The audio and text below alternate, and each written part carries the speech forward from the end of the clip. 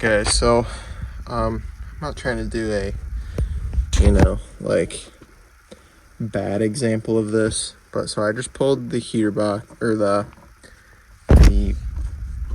evaporator core AC box out of here on my Talon, and so there's 2 bolts which I missed that bolt it up in here, and then there is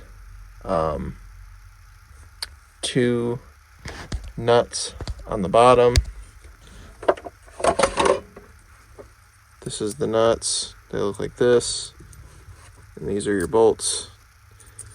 So my car doesn't have AC, so you don't have to disconnect all the AC lines and blah blah blah on this thing and drain it and vacuum it and blah blah blah, whatever, all that garbage. So this is my unit. I'm gonna remove this probably for now because I don't have air conditioning, but I am gonna keep it in case I ever do either build another car I want AC in or something. Looks like somebody actually has broken this box, which kind of stinks. This piece looks like it was like, I don't know if that's like plastic weld or some sort of adhesive, so I don't know. But when you pull that out, that actually gives you the ability, well, I actually had to get this wiring harness out of the way, but that gives you the ability to pull your heater box towards you and pull your heater core out. I'm replacing mine because I tried to get the hoses off of it that have probably been on it for God knows how long. I'm sure it's been a while, and these are the old ones that are basically like a piece of paper and they just crinkle like nothing. So I got one from Rock Auto. It was like literally $70, which I couldn't believe because if you go to any parts store, they tell you it's like half impossible to get, and they told me like $150, which is insanity in my opinion. So like, yeah, actually I kind of just realized that you have to keep your AC box in here for the blower to work. That's weird. Never seen that before. But whatever. I guess it's fine. But so you gotta get this wiring harness out of the way. I have new zip ties that are like these push-in style ones.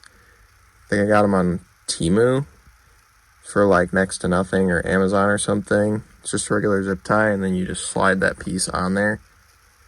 And yeah, so I can replace all of these with fresh new ones. And I can actually replace these ones too, because I have the style that goes around the nut. But as you can see, kind of looks like the zip tie started wearing through that tape, so I'm gonna fix that. But I'm gonna try to pull this heater box forward so I can remove this heater core. And the one from Rock Auto is actually kind of looks like an upgrade. It's not made out of this old junk material. So we'll see. I'll show you guys the progress. So from the looks of it, got a little hold down here. Take this screw out. And you don't have to remove the box itself. So get that out of there. And I think probably gonna need 2 hands for this, but I'm almost positive that this thing should just pull out the top here, get it into a spot where you can get it out. I mean, I would say you should just cut this one, but if you do that, that's not gonna help you get the new one in. So just figure out how to get the old one out like it is. But I'm gonna attempt to do this real quick without the camera. Right, so don't be an idiot like me and get coolant on your brand new carpet and on wires and stuff. There's more screws up here, so I'm trying to rip this out like a idiot, and there's more screws. So yeah, I would say probably take these out, or else you're gonna break your heater box. I also moved it further because I had to move it to realize that there's more screws. So yeah, we'll just get these off. As you can see, that's what I did to my heater core lines or whatever.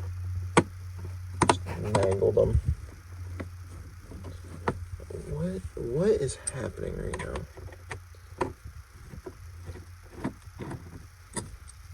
Okay. There we go. Alright, so you would just slide this off right now, but this hose was stuck on here. That's half the reason I couldn't get this off. So I'm probably just going to lop these off with the grinder or something.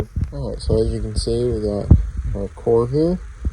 This one is obviously extremely sturdy. This one is just like to the point where you can almost bend it with your hands. So just probably gonna take a knife and slice this, pull it off, pull this piece off, and I'll probably try to somehow redo this seal deal here because a lot of hot air gets in this car and I want to try to fix that. Comes with all new foam, everywhere it needs to be. It's pretty awesome. So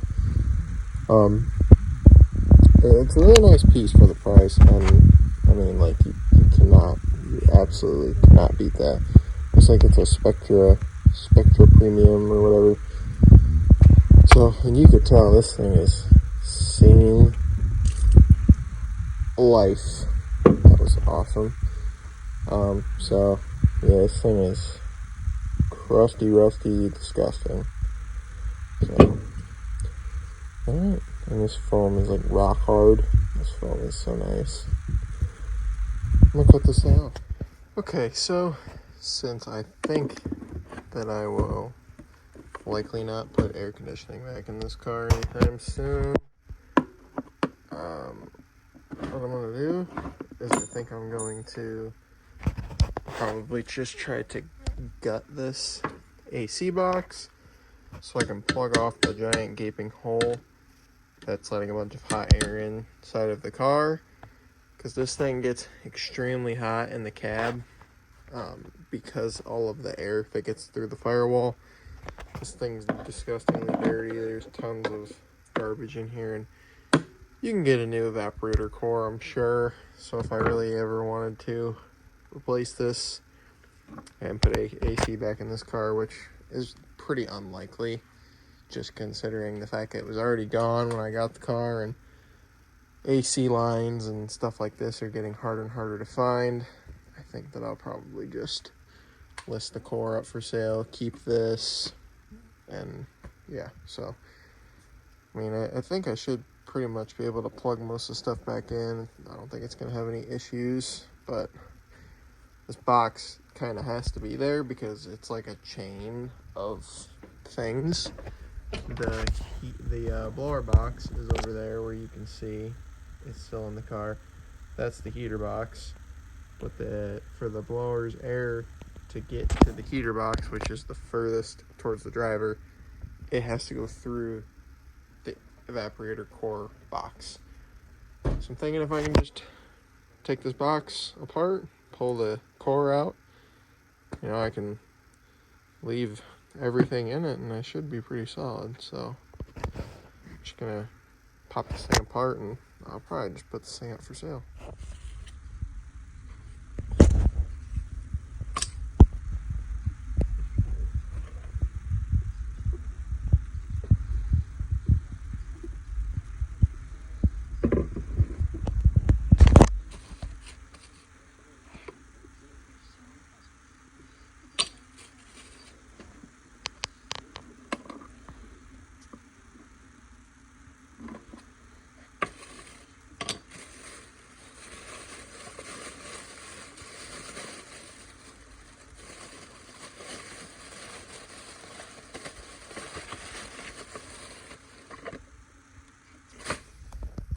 Alright, so next thing on the list here that I'm going to show you guys, I'm going to do here too, is we got this crack here.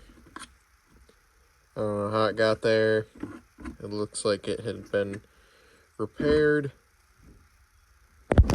Alright, so went to the local hardware store, got some fresh rubber foam weather seal to replace this. This stuff is extremely brittle. You just peel it off and it just comes off in chunks. It's basically dust. You can't be doing much, honestly. So, get all that garbage off and apply your new stuff. You should be sealing this thing up pretty good. I'm gonna get all this scraped off because you can actually tell this is just stick-on sort of stuff here, just like what I'm putting on.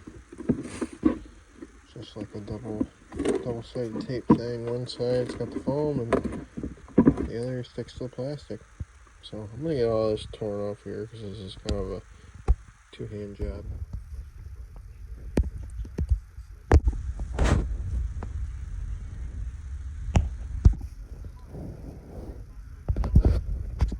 Alright, so here's my little block off plate, number 1. And where's the other one at? Oh, number 2. This one might have a little air leak out of it. I didn't really want to put like a ridiculous amount of that adhesive stuff that I used, so I didn't, because eventually if I want to take this stuff back out, it would be nice to just be able to stick a screwdriver behind it and pop it out. I mean, and I don't know that it's gonna actually go that way or not, but it would be nice. So that being said, the heater core is back in. Alright guys, so I've just been kind of starting to piece some more stuff together. So all these hard lines and stuff, I can't remember if I filmed any of that. Got them all routed where they need to go. Intercooler piping for this side is pretty much done. Something new that I need to show you guys that's really cool, I will do pretty soon here. Right now, I'm working on the ethanol content sensor, fuel pressure regulator. So from what I understand, you want it to be on the return side. So I'm going to mount this Continental sensor to the firewall in that general vicinity. I think I'm going to use that bolt right there. There's 3 bolt holes, but I think I'll be able to get away with using one. My fuel pressure regulator mounts there. I got to change on this. So it sits like this. That's the feed from the rail. I need to move that because unfortunately where it comes out and where I mounted it is too close and I can't make a line that wouldn't look terrible. So probably going to just basically have it come out that side right there. So when it sits in there, I can just 90 it over and then probably do a 90 down. And I think that should work pretty good. No kinks or anything like that.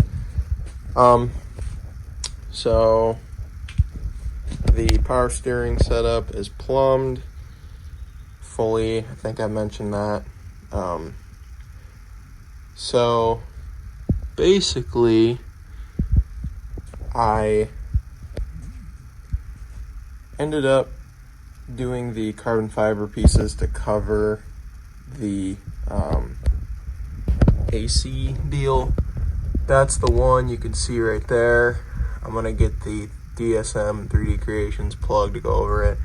Down there, that is your where your wiring harness goes through. I'm probably gonna make a plate that's custom for that.